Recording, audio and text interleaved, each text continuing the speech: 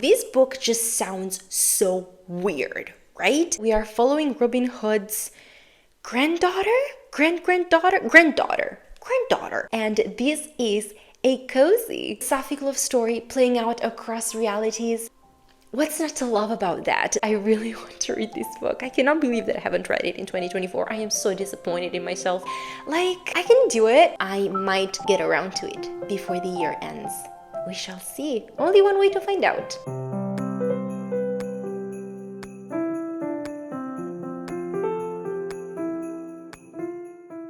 Hello my lovely readers and queers, welcome back to my channel for another 12 Days of Booksmas video. My name is Franny and today I would like to talk about some 2024 new releases that I haven't read and that I wish I had read in 2024. There were a lot of incredible books that came out in 2024 and I have read many. We'll go more into that in another video, but I can already tell you that I read 27 books that came out in 2024, and I am very happy with that number. I gotta say, I couldn't get to all of them, could I? And so today I'm going to cover those books that didn't make it, that didn't make the cut. And I have selected 10 of them. So these are 10 books that came out in 2024 and that I wish I had read. Unfortunately, I didn't, but I am still very, very interested in reading them, and that I will try to make a priority in the near future. Let's keep it vague. Interesting Facts About Space by Emily Austen. This book came out before I read Everyone in This Room Will Someday Be Dead, but I wanted to start with the author's debut.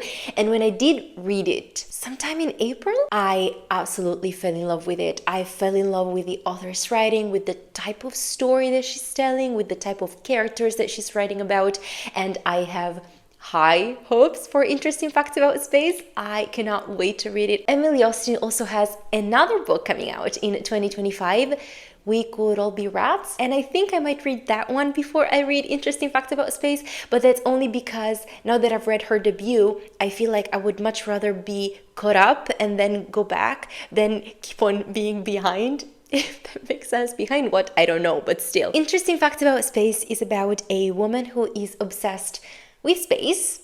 Who would have thought, right? And I think she has many phobias, and at some point she thinks she is being followed, and that of course spikes her paranoia, and things are gonna take off from there, I'm guessing. I might read this one before We Could All Be Rats. I am not sure. If you have read Interesting Facts About Space, let me know please what you think about it and if I should read this one before the new one comes out, even though of course you have not read the new one because it hasn't come out yet. So you know. Floating Hotel by Grace Curtis, and this is a cozy debut science fiction that tells a story of misfits, rebels, and a found family. All those words are buzzwords for me, okay? All those words are calling out to me, and I cannot believe that I haven't read this in 2024 because I really was looking forward to it. I think it came out around the time Cascade Failure came out, and that's also another queer sci-fi story with a found family that I read and absolutely loved. So I think what happened is that I read that, and for the time being I was okay with science fiction books, and then I moved on to something else, and I totally forgot about this one, and that's not fair. So yeah, I am definitely looking forward to reading this one very soon in 2025 because I have read and loved Cascade Failure. I have read and loved the Monk and Robot series by Becky Chambers, and this book is just giving me those queer, cozy science fiction vibes, and I am here for it. I am so excited. That might be one of my new favorite subgenres. I love it so much. How It Works Out by Miriam Lacroix, and this one, hear this, is a surreal, darkly comic and achingly tender debut that sees a queer love story play out in many alternate realities. What's not to love about that? Let me tell you, my wife and I are currently in the middle of binging Fringe. This is my first time watching it, and we are now at season 3, and we have alternate realities. And at first I thought that I was going to hate the second universe. If you have watched Fringe, you know what I'm talking about. I thought I was gonna hate this second universe, and I am now at an unbelievable point where I, for different reasons, I'm not liking our world and I am loving the alternate world. I really did not see that coming at all, but I am hating what they're doing with the characters in our world in Fringe. So all I have left is the second reality. But anyways, we're getting sidetracked here. A sapphic love story playing out across realities. Yes, sign me up. Also, because this is a relatively short novel, I'm seeing here that it's 240 pages long. So again, I will try to make it a priority in 2025. The Anthropologist by Aysegul Savas. I have read and loved White on White by Aysegul Savas, so that's why this is on my radar, and I am loving the premise. We have a very young couple who is looking at apartments, envisioning their future in a foreign city, and they're wondering what their life should look like. Can they create their own tradition and rituals? Who can they consider as family? And I am so interested in all that, and I understand all of that, all those questions. I can relate in a way, might relate even more in the future. I am just here for it. I really want to read this book. I cannot believe that I haven't read it in 2024. I am so disappointed in myself. But again, this one will definitely for sure be a priority for 2025. I really want to read this book. I have high hopes. I probably shouldn't, because high hopes tend to not turn out that well, because if the hopes are too high. But how could I not have high hopes with a premise like this, with an author that I know can deliver?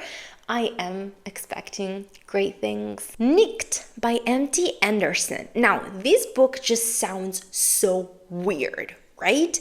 And that is why it caught my eye. That's why it was on my radar. I have to read this to you because this book, right, is based on a bizarre but true quest to steal the mystical corpse of a long-dead saint. It is a fantastical, genre-defying, and delightfully queer historical romp. Now, all that sounds absolutely insane and so weird and so out there, and I am excited to read it. This is going to be weird.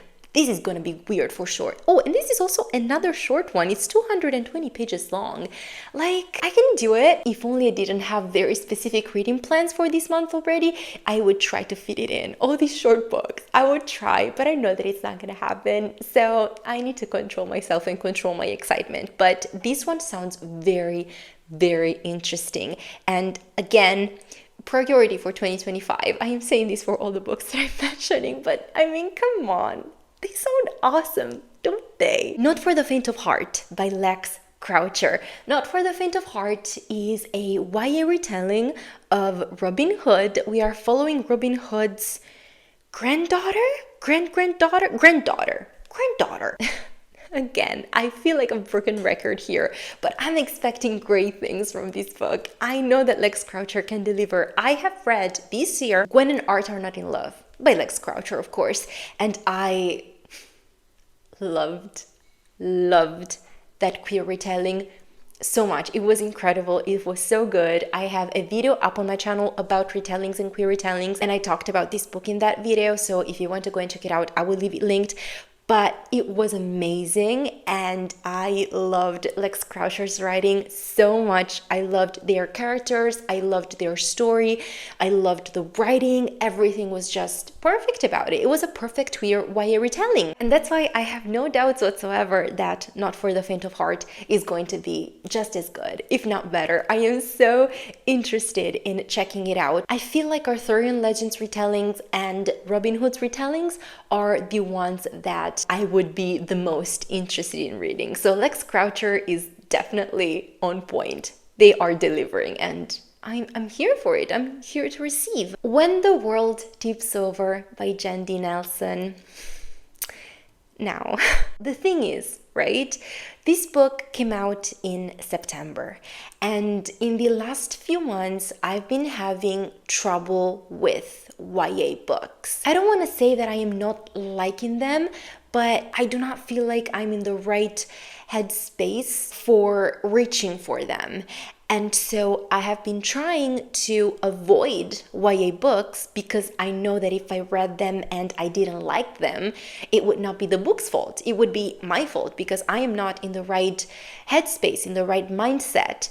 And I do not want that to affect the book. That has absolutely nothing to do with it, because I do believe that there are some incredible YA books out there.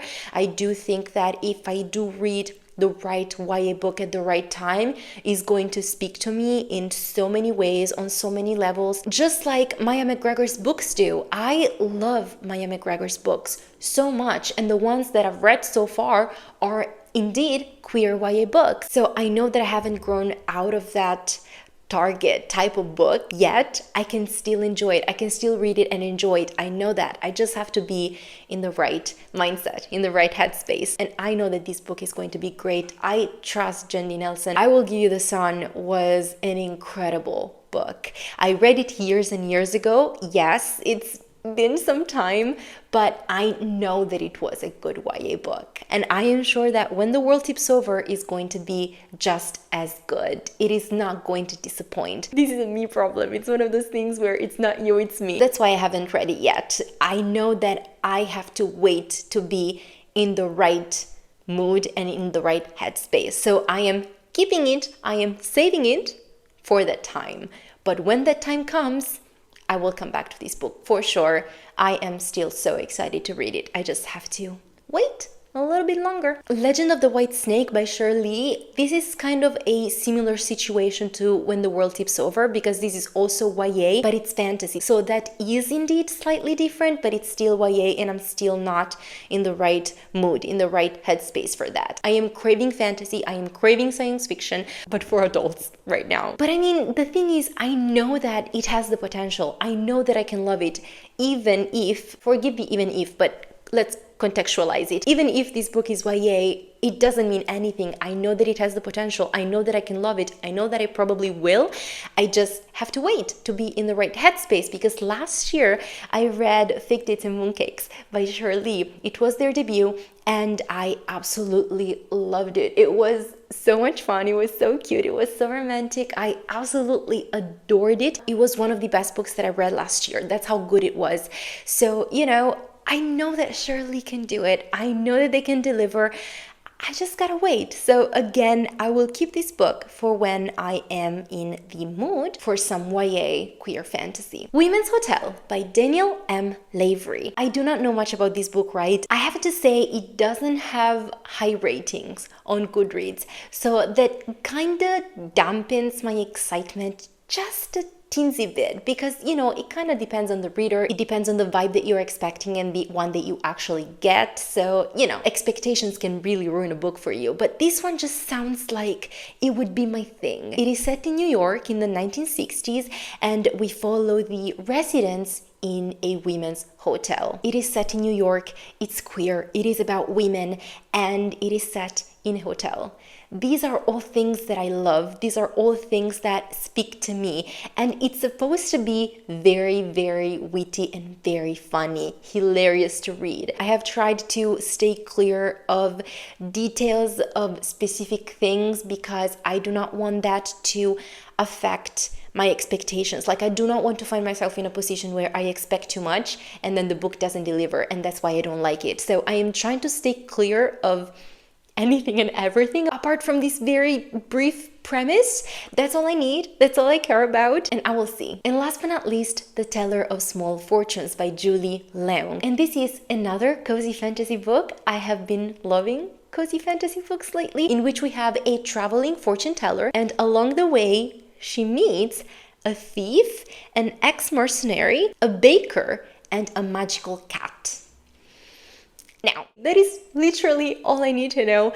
The cover is gorgeous. It is so beautiful, so pretty. I love it, and I am just here for the cozy fantasy. I love me some cozy fantasy. I cannot wait. I will try and get to this very soon. I feel like cozy fantasy is perfect for the cold, for the winter time, for the winter season. And since this is my video and I can do whatever the heck I want, I am going to cheat just a little bit, just a teensy bit. I have one last book to mention, and I say cheating because I might actually read this book before the year ends, because from what I read, this book is set during the time between Christmas and New Year. So I might pick it up as an audiobook. I might read it in that window. We shall see. Also because it is very short. It is 160 pages, so I think the audiobook is going to be around 4.5 hours long. If I'm not mistaken, that's the calculation. Maybe I could actually tell you the title of the book, you know? So the book is For Such a Time as This by Shani Akila. The audiobook is almost 5 hours long. It is narrated by a bunch of people. I'm going to butcher all these names. Savannah Ayode Greaves, David Alade, Chloe Sommer, and Diana Yekini. If I butchered your names, I'm sorry. So this is a sort of collection of interconnected short stories. It is set in the UK. We follow a bunch of Black British characters that are just living their lives and exploring friendship and romance, community and independence, and navigating their way through the relationships that make them who they are. That sounds incredible. My goodness, I'm getting so excited for this. I really want to read it. The cover looks gorgeous. It is set in London. Don't quote me on that, but it also might be queer. It is relatively short. I think it can be done. I think this is the perfect time to read this book, and that is why I left it for the very end, because I might actually get around to it before the year ends. We shall see. Only one way to find out. And this is it for this video. Thank you so much for watching it. Please let me know in the comments down below if you have read any of these books and whether you liked them or not. Since I haven't read them yet, I would really love to hear your thoughts if you did read them. And also, I would love to know some books that came out in 2024 that you wanted to read but didn't get around to, and whether you will make them a priority in 2025, if you're still interested in reading them, if you've heard bad things about them and so they're out of your mind now. Let me know in the comments down below, because I would love to know. Thank you again so much for watching. I will see you very soon in another 12 Days of Booksmas video, but until then, have a good one, take care, and keep reading queer books. Warm hugs. Bye.